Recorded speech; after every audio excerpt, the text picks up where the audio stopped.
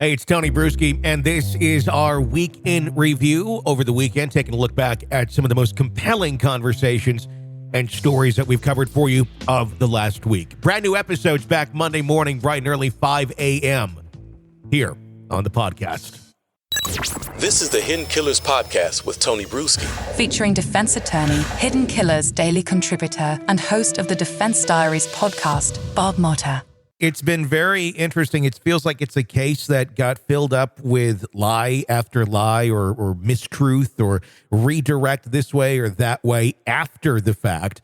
And then because of that and because of egos, more lies had to be told. And then you start getting conspiracy-esque type theories in here. And then, and rightfully so, when it seems like something is being covered up. I'm just wondering how much of this case is something where it does go down some weird, dark, Odinistic path like we saw in the defense document. Or is this all just really a cluster of lies that have been told that look really bad because they are, but then the prosecution against Richard Allen, they're just so dug in. The local authorities are so dug in. They don't want the FBI's help on any of this. They dismissed a lot of really possible leads, including Ron Logan, who's dead. And it's just, are they so dug in and can't be wrong? And that's why this is going so far astray, because somebody's ego can't be damaged. I can't discount it because I'm sitting here talking to my wife, Allison, who's my law partner and who's also my co-host on the docket, which we're covering Delphi pretty extensively on the docket. Mm-hmm. And I called her because I was dropping my youngest off at travel softball for practice. And I'm like, I just read this thing prior to getting into the car.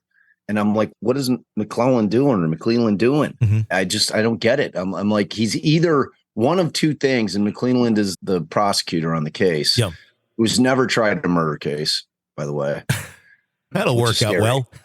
I mean, it's a small county, man. Exactly. You know? I mean, and at this point, it goes into your question in terms of what's going on with him. I think it's less ego. I think it's more inexperience. I think it's being in over his skis. Mm-hmm. I think that he's so dug in now. How do you back out of this thing? I mean, we saw it with Suzanne Morphew when they arrested her husband originally and then said, you know what? We're going to have to dismiss those charges because we don't think we have enough evidence at this point. So they took a step back. It's one of those cases. And in that case, to me, it seems much more likely that he is the culprit. But again, that problem of not enough evidence exists, mm-hmm. which is very frustrating for law enforcement because you have two battling sides right there where you got law enforcement that's trying to get a case solved and you got a prosecutor always, and this is in any state, any prosecutor's office, when they're dealing with their cops from all their agencies, the prosecutor saying, we don't have enough. I'm not going to be able to get a conviction on this. So you've got that going on, and only one of two things could have happened with McClelland. And it was either he didn't review the discovery fully before tendering it, and he's got a very small office there in Carroll County. Mm-hmm. All right. This is not a huge prosecutor's office. He doesn't have 10 young prosecutors working underneath him that he can pour all the discovery on, say, review every single page of this. A lot of it's falling on him mm-hmm. individually. So it's either he completely, and he's going to have to come up with an answer of either that. I didn't review all that discovery when I tendered it. So when I gave my answer, when I doubled up and basically just dug in on my position when I filed my subpoena, because after the memo came out on September 25th, mm-hmm. the state then filed a subpoena for mental records of Richard Allen from the prison. And attached to that, he just stuck the whole PCA in there again. So instead of backtracking a little bit, he dug in. Mm-hmm. He doubled up on it and said, here you go. I'm still saying this is our theory, and filed it. So knowing that this stuff is out there, mm-hmm. and then we get this thing that they're clearly not being truthful about this professor. And I, of course, tried to email that guy immediately as soon as I got his name. Sure, I'm like, I want to talk to you because I want to get the straight dope from you because I'm done getting it filtered through law enforcement. I want to know what you said, and I want to know what your real feelings about it are. Yeah. And I haven't heard from him yet, but or the other is that he lied flat out, and that he's like he did one of the two things. It was either incredibly sloppy work or he's being deceitful. Mm-hmm. Either way, it's very problematic. And it leaves us in a position where, again, when the only thing that matters is getting justice for these two little girls, is that I just don't feel comfortable with who they have in there right now. I do not feel confident at all. I mean, there's cases where I feel confident. I mean, yes, there's a ton of people out there that are in the Koberger is innocent camp. I read that PCA and I'm not in that camp. I think that leans guilty. Yes. Are there a bunch of issues with that PCA? Of course, there always are. It's like people don't understand. This is not something that is particular to that case or this case. Every PCA has warts. Yep. Every police investigation has warts. There is no such thing as a perfect police investigation. We're dealing with human beings. Human beings make mistakes. It's okay.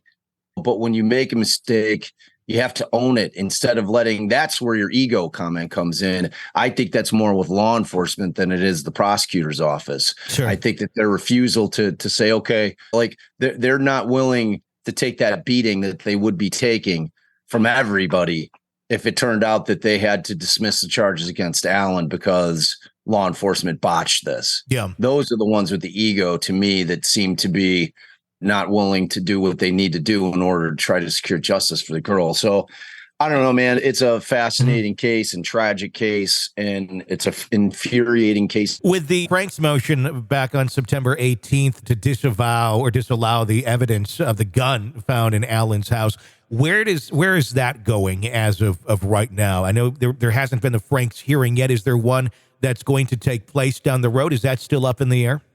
Yeah, that's still up in the air. So basically it's kind of a two-step process. So the defense files their memo, their motion and their memo, and then the state responded with their 8-page response, which just basically covered the law and dug into their position, which is what I expected. It didn't surprise me. But then, so at this point, and I asked Barbara McDonald the same question, if she knew whether or not, if there's going to be a hearing as to whether or not they're going to get a Frank's hearing. Yeah. Because it's either like Judge Gull is going to either decide on the pleadings that I think that there's enough there that it requires a hearing. So she's going to make that preliminary finding that there is enough, the defense has shown enough that there was either intentional or reckless truths that were not told or just flat out lies, on top of the fact that there clearly were omissions.